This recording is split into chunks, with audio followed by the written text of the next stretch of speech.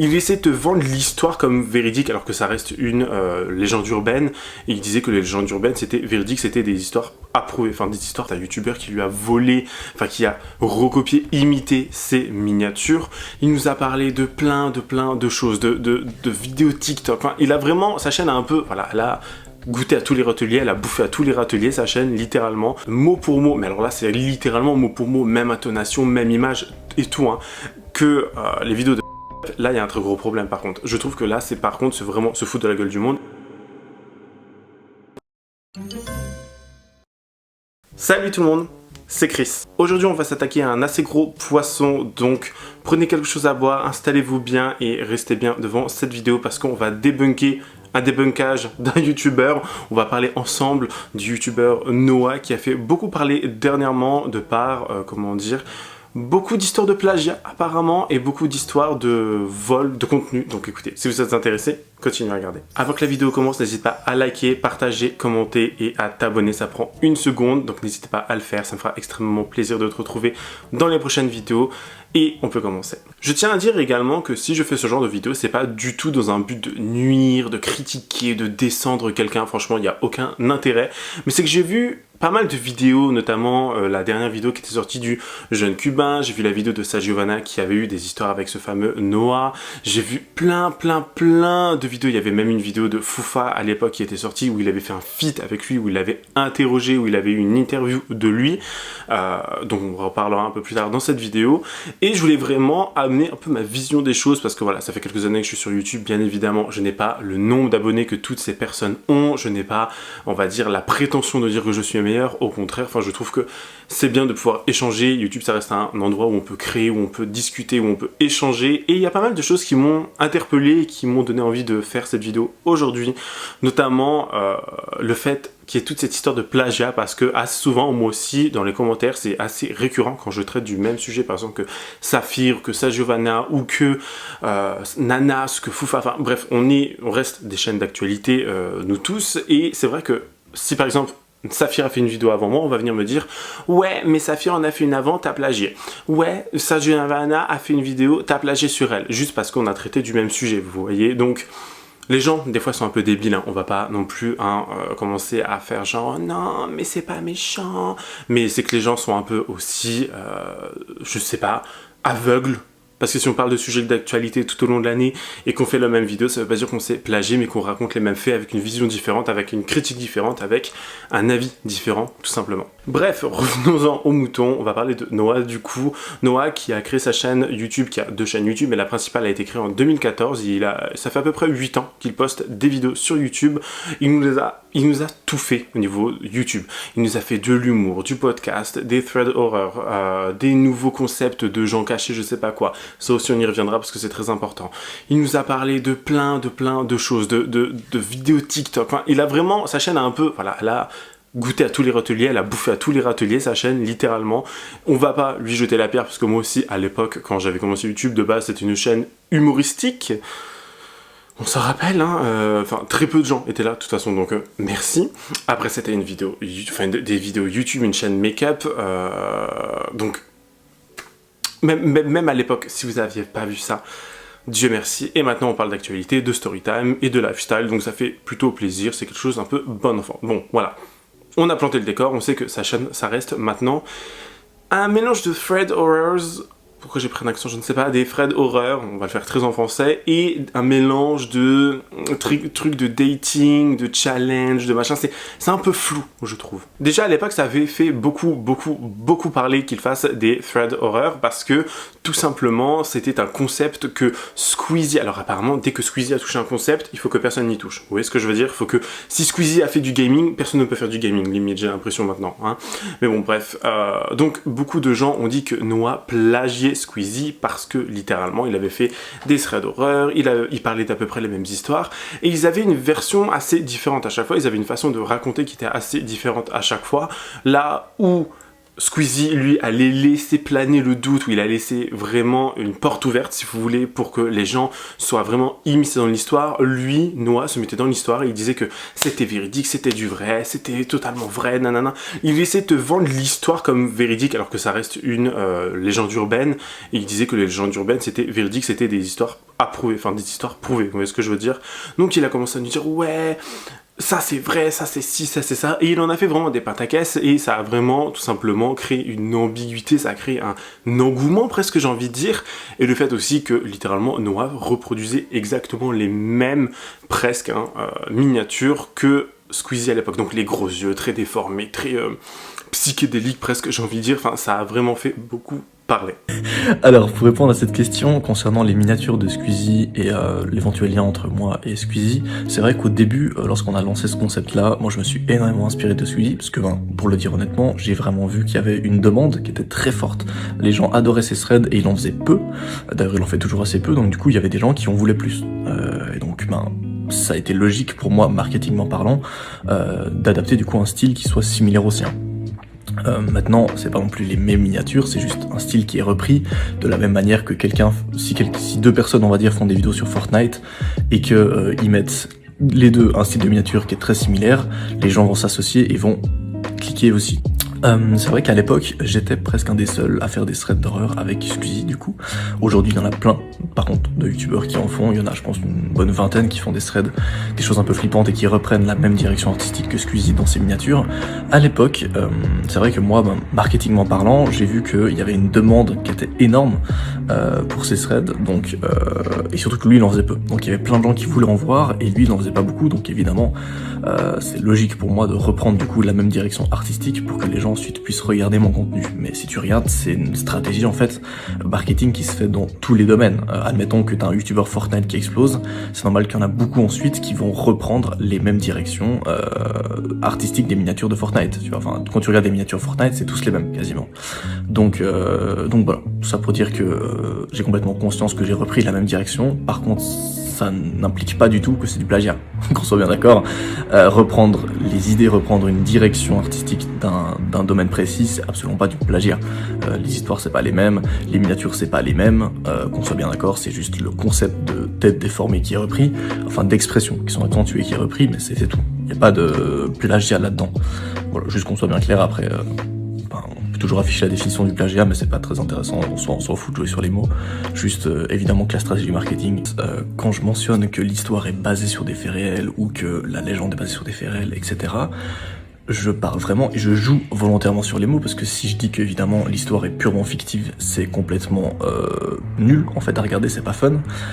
C'est pour ça qu'on essaie toujours de prendre des histoires qui sont basées sur des légendes, mais réelles. Ça veut dire que la légende a vraiment existé. Maintenant, est-ce que ce qui s'est passé dans la légende ou ce que la légende dit est vrai ou non, ça on n'en sait rien. Mais c'est vrai que j'aime beaucoup jouer sur ces mots pour apporter évidemment beaucoup plus d'intérêt. Maintenant, c'est comme si on parle, je sais pas moi, la légende du Bigfoot, ou des vampires, ou j'en sais rien. Les légendes existent vraiment. Maintenant, est-ce que les vampires existent pour de vrai? On n'en sait rien, tu vois. C'est la même chose pour ce qui est des esprits, etc. Donc après, à toi de décider si tu veux y croire ou non. Mais quand je dis que c'est basé sur des faits réels, c'est basé sur des légendes qui existent vraiment, sur des témoignages qui existent. Maintenant, on ne sait pas si les gens qui ont témoigné disent des choses qui sont vraies ou non. Mais jamais on va inventer un témoignage, par exemple, de toute pièce. Voilà. Donc, je crois que ça répond plus ou moins à la question. On va rentrer un peu plus dans le vif du sujet, c'est-à-dire qu'on va parler maintenant du plagiat. On va parler d'Océane dans un premier temps. On a Océane qui, lors d'une ancienne vidéo où elle avait créé apparemment ce concept de speed dating, de challenge, d'histoire et tout, je sais pas trop comment on pourrait appeler ça, bref, qui a une réaction assez drôle quand on dit « ouais, Noah, machin ». Et en fait, elle dit que littéralement Noah, c'est un youtubeur qui lui a volé, enfin qui a recopié, imité ses miniatures. C'est vrai qu'il y a une très grande ressemblance quand on regarde les deux miniatures, les deux styles de miniatures entre Océane et Noah. On se rend compte que c'est assez similaire parce qu'ils utilisent les mêmes codes couleurs, ils utilisent la même police, ils utilisent vraiment les mêmes effets, j'ai envie de vous dire. Alors il faut savoir que en marketing, j'ai fait des petites recherches, je ne suis pas peu fier. Il faut savoir qu'en marketing, les codes couleurs sont déjà dans un premier temps très importants. On va remarquer que dans les vidéos d'Océane, enfin dans les miniatures d'Océane et dans les miniatures de Noah, les codes couleurs qui sont très souvent revus et encore revus sont le jaune, le bleu, le violet et le rose. Je vais vous dire pourquoi. Jaune. Le jaune va permettre d'attiser la curiosité, créer de l'intérêt et donner un sentiment positif. Le bleu va permettre de rassurer et de donner confiance. C'est la couleur la plus appréciée par les hommes et les femmes. Le vert est souvent associé à la santé ou à l'environnement. Il assure et positionne les marques sur des thématiques engagées. Et le rose est associé à la féminité, la douceur, mais permet aussi de se différencier et d'avoir plus d'impact dans l'esprit des clients. Donc clients qui sont les viewers, qui sont les spectateurs comme vous et moi. Donc à la rigueur, recopier des miniatures, refaire le même style de miniature, enfin je veux dire, on évolue tous. Il a très souvent changé de style de miniature. On va pas lui lancer la pierre bien évidemment parce que ça s'appelle aussi évoluer. Vous voyez, moi aussi, hein, quand on regarde mes anciennes miniatures et les miniatures de maintenant, on voit qu'il y a un assez grand changement quand même. On voit qu'il y a des détails qui sont repris dans sur d'autres chaînes YouTube littéralement. Quand on va parler des concepts maintenant, on va parler du concept d'Océane parce que c'est un concept que moi personnellement j'avais déjà vu en Corée littéralement. Ça s'appelait les look dating et c'est des vidéos qui datent d'à peu près 3-4 ans pour la plus grande partie, c'est-à-dire qu'il y a vraiment ces rideaux de couleurs machin et les gens posent des questions, ils sont en mode ouais alors tu fais quoi, tu fais ci, nana, enfin ils se posent des questions, ils apprennent à se connaître et c'est un peu ce que aussi fait Noah et Océane dans à peu près le même délire ou faire des espèces de jeux grandeur nature ou même MrBeast fait à peu près ce même genre de truc mais avec beaucoup plus de moyens bien évidemment. Donc est-ce qu'on peut jeter la pierre à Noah et à Océane en leur disant que ouais tu as reproduit le même style de vidéo que les Coréens font? Alors bien évidemment je ne dis pas que c'est eux qui ont créé ce concept bien évidemment mais ça a été fait avant. Donc est-ce qu'on peut également leur jeter la pierre en disant peut-être qu'ils ont vu ce genre de vidéo, peut-être que si, peut-être que ça, vous voyez ce que je veux dire? Enfin, je vois pas l'intérêt en fait de tirer une personne, ouais t'as recopié, t'as fait ci, t'as fait ça, nanana, nanana.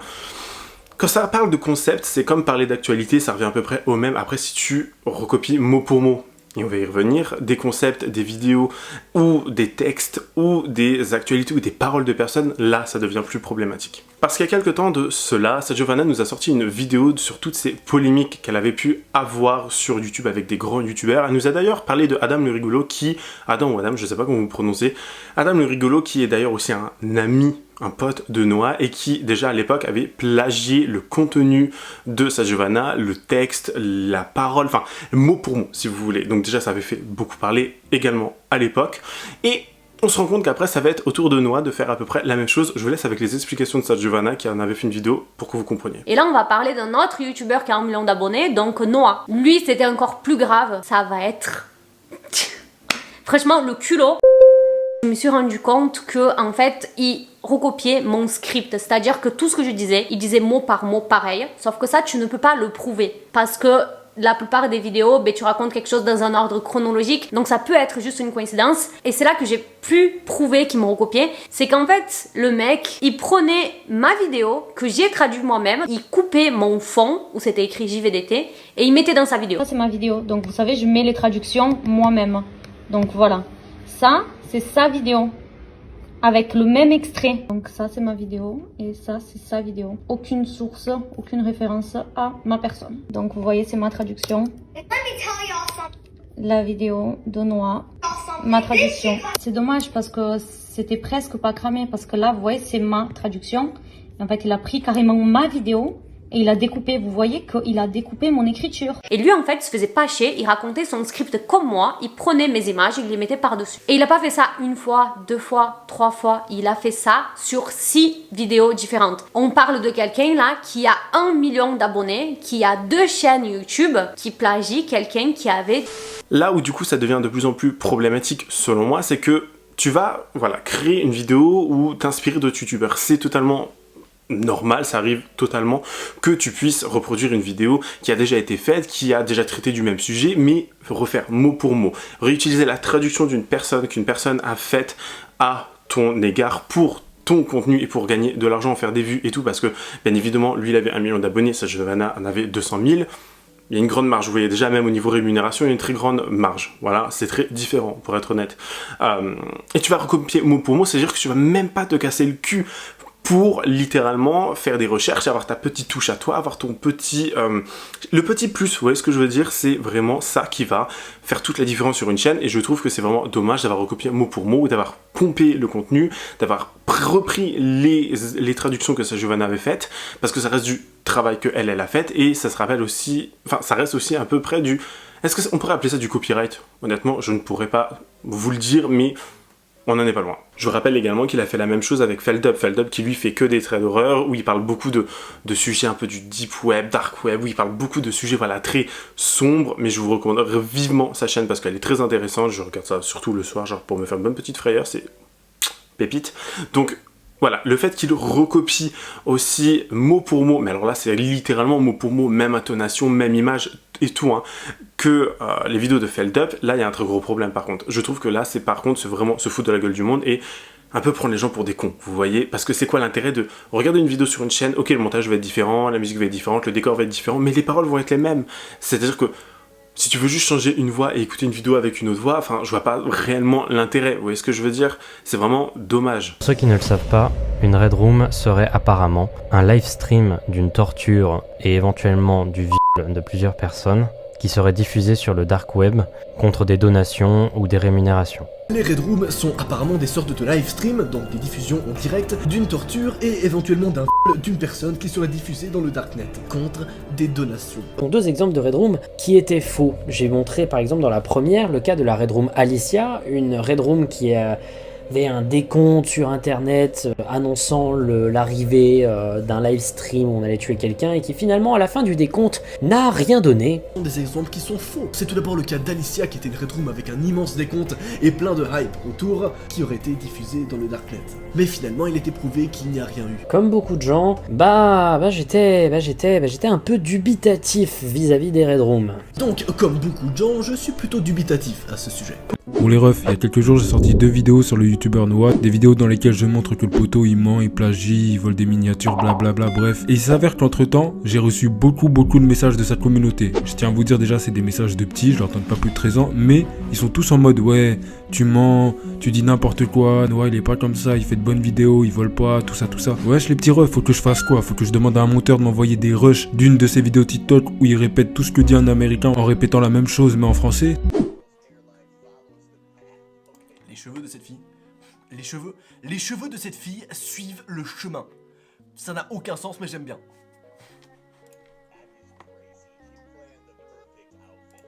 Il a prévu, elle a prévu l'outfit parfait pour le moment. C'est la même chose.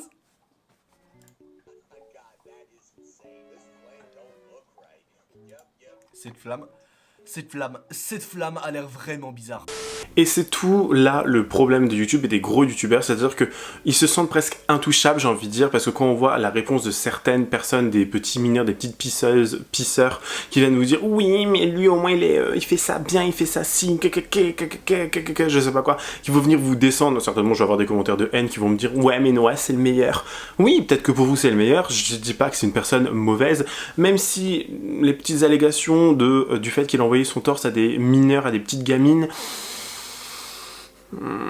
apprenez avec des pincettes bien évidemment, mais bon bref, nous en parlerons peut-être un jour dans une autre vidéo ou dans une vidéo balance ton youtubeur qui peut-être un jour reviendra sur le devant de la scène, mais bon bien évidemment spéculation bien évidemment apprenez avec des pincettes. Bref, quand ces personnes-là vont venir nous critiquer ou dire ouais mais tu ne vois pas ce que tu fais, nanana. C'est très souvent une critique sur le physique, une critique sur ton travail et une critique sur parce que tu as critiqué, alors que là je pense avoir été resté très gentil et avoir amené des points positifs et à même avoir protégé Noah en disant que certains contenus avaient déjà été faits ailleurs et que Ossa ne pouvait pas revendiquer telle ou telle chose, et elle ne l'a pas fait, bien évidemment, mais que les gens sur internet, ça va très vite, les gens deviennent très vite virulents et deviennent très vite méchants en disant ouais, mais il a repris le concept et ci et ça, nanana, mais qu'est-ce que ça peut vous foutre, déjà dans un premier temps, qu'une personne reparle du même sujet, de la même actualité et à sa façon. Si c'est à sa façon, s'il y a sa patte, s'il y a son montage à lui, s'il y a sa façon de parler, s'il y a sa créativité, tout bénef, au moins ça vous donne 2 points de vue différents, vous voyez, parce que vous allez peut-être aimer ça, mais l'autre il va aimer ça, et vice versa, vous voyez. Je comprends pas. Moi en fait je comprendrai jamais les gens qui préfèrent tout simplement en fait dénigrer les autres et les enfoncer petit à petit. Enfin, je vois pas l'intérêt quand tu parles du même sujet d'actualité ou ce genre de choses. Après, quand tu voles et que tu plagies et que tu prends les textes et les traductions des gens, oui, là, au bout d'un moment, il faut un peu taper du poing et dire que, oh, stop le délire, alors de tout de ma gueule, frère. Tu vois ce que je veux dire? Dites-vous un peu que maintenant, YouTube, c'est un peu comme une grande télévision, c'est comme une grande chaîne de télévision où vous allez avoir toute votre petite chaîne, donc les chaînes de YouTubeurs, et ça va être juste ça. C'est-à-dire que vous allez pouvoir tomber sur le même contenu et tout. Il y a même des gens, enfin, qui ont prouvé que des fois, Noah, les vidéos qu'il faisait, il y avait des acteurs dedans, c'est-à-dire que c'était même pas des sujets réels, c'était même pas des situations réelles, c'était littéralement comment on appelle ça, des acteurs qui étaient présents dans les vidéos et qui monter aussi pour un peu faire le buzz, pour jouer, pour divertir. Il n'y a pas de mal à ça, mais les gens, je pense que quand ils viennent sur YouTube, c'est qu'ils veulent regarder quelque chose de véridique, ils veulent regarder un moment, ils veulent regarder un moment réel, vous voyez ce que je veux dire? C'est bien beau, après, d'aller faire des vidéos à gauche, des vidéos à droite, faire des vidéos de ouf, avec un budget de ouf, c'est très très bien, bien au contraire, c'est un truc de ouf, mais les gens veulent toujours avoir ce côté naturel, ce côté réel, et se sentir dans la réalité, j'ai envie de dire. C'est un peu aussi pourquoi plein de chaînes YouTube Actualité fonctionnent très bien. Enfin voilà, c'est la fin de cette vidéo, j'espère qu'elle vous aura plu et que vous aurez appris un peu plus de choses sur ce fameux youtubeur Noah. Dites-moi en commentaire ce que vous en avez pensé, n'hésitez pas également à vous abonner, à activer la cloche de notification, ça fera extrêmement plaisir. Et n'hésitez vraiment pas à commenter pour qu'on puisse échanger, avoir nos avis chacun différents, enfin pour échanger tout simplement, ça peut être très intéressant. Je vous dis à la prochaine, prenez soin de vous, gros bisous, bye guys.